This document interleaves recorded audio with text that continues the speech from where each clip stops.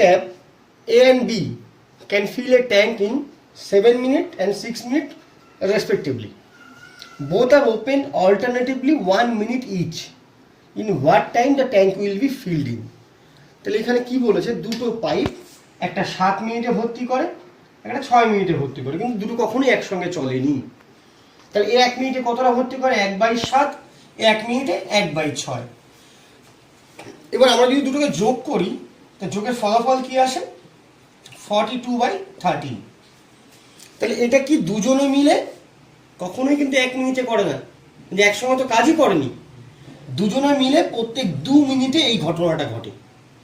আমি যেখানে ছোট ছোট করে একটা দিনের বক্স করি, আমি এই একটা ঘটনা, এই একটা ঘটনা, এই একটা ঘটনা। তা ঘটনাগুলোর ক্ষেত্রে প্রথমে এই একদিনের ঘটনায় কি হয়, প্রথমে এ কাজ করেছে, তারপরে বি করেছে, মানে এ একদিন বি একদিন, মানে প্রত্যেক 2 দিনে এতটা করে ফিল হয়েছে। তা আমাকে যদি এক অংশ কাজ পূরণ করতে হয়, মানে কি, আমার এটা হর কত? 42, উপরে লবটাও যদি 42 হয়ে যায় তবে একাংশ কাজ হবে। তাহলে 42 করতে গেলে কি করব, আমরা দেখলাম 3 দিনে যদি এরকম ঘটনা ঘটে তাহলে 39/42 অংশ কাজ হয়ে যায়।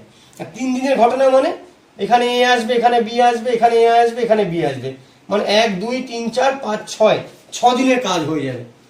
এখানে এই শব্দটা কখনোই আমি ব্যবহার করতে পারবো না যে 2 দিনে এতটা করে, একদিনে কতটা করে, একদিনে কথাটা আসবেই না। ঐকিক নিয়ম শব্দটা এই অঙ্কের ক্ষেত্রে অ্যাপ্লিকেবল নয়, কারণ এখানে বলেছে ইচ অল্টারনেটিভ মিনিট। এবারে কি দাঁড়াচ্ছে, দেখা যাচ্ছে 39/42 অংশ কাজ কমপ্লিট হয়ে গেলে কাজ বাকি থাকছে কত?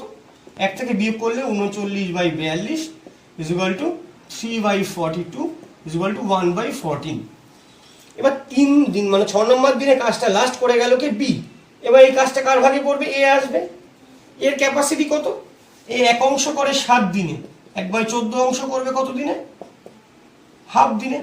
তাহলে এই 3 দিনে 6 দিনের কাজ হলো 3 বারের ঘটনায়, আর এই হাফ 6 পূর্ণ 1/2 মিনিট। আমি বারবার মিনিটগুলোকে দিন বলে গেছি, দুঃখিত।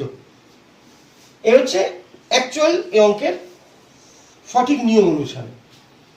তবে এই অঙ্কটা যদি আমরা একটু অন্যভাবে, যেটা টোটকা প্যাটার্নে মনে রাখতে চাই, যদি টোটকা আমি কোনো সময় বলতে পছন্দ করি না, তাও বলছি, যেমন বারবার অ্যাপ্লিকেশন করে দেখা গেছে এবং বিভিন্ন সলিউশন বইগুলোতে পাওয়া যায়, আলাদা কিছুই নয়।